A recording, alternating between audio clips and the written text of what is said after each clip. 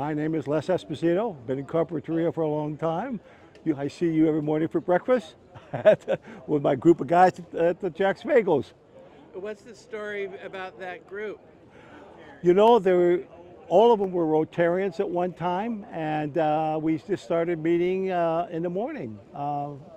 We've been doing it for years. Something nice about getting together in the morning to start the day, huh? You know what? If you don't show up, they start talking about you, so you got to show up every morning. That's funny. Tell me about your car. We're the second owner of this car. It's a 2001 Jaguar. This particular model came out in 2001, 2002. It was a smaller model, but it came out so it could be a model that was elegant, had nice lines. Really does. It has about 38,500 miles on it. Wow. So we don't, it's basically a show car. Uh-huh. And my wife is from Liverpool, so that'll give you an idea that this car, she'll always want a Jaguar. We had my son's mother-in-law. Yeah. My son's mother-in-law was the original owner on it, and when we bought it, with only about 5,000 miles on it, and she had it for I think about 5-6 years, and we've owned it ever since. Did your wife know the Beatles from Liverpool? Believe it or not, she was very close friends to the Beatles when they didn't have money. My wife actually used to go to the cavern. She has her own membership card there. And on one of the membership cards, they have the Beatles playing at the cavern, and they were in second place. There was someone higher than them. Oh, really? This was before the Beatles were discovered, before they went to Germany. So yes, and there was a woman there in Liverpool called Cilla Black, and at that time she was a hat check person at the cavern, and Joan used to sit with her in the afternoon when she'd get off work. Your wife? Yeah, Joan. What's her name? Joan Esposito, but when she was in Liverpool, Joan Doyle. And so, Scylla, what's the deal with her? I think she just passed away. Oh, okay. I think she just passed away. What was her But claim she to fame? she ended up living in Liverpool, like the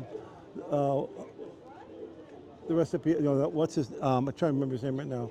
The Beatle was there, and get back to the community. Okay.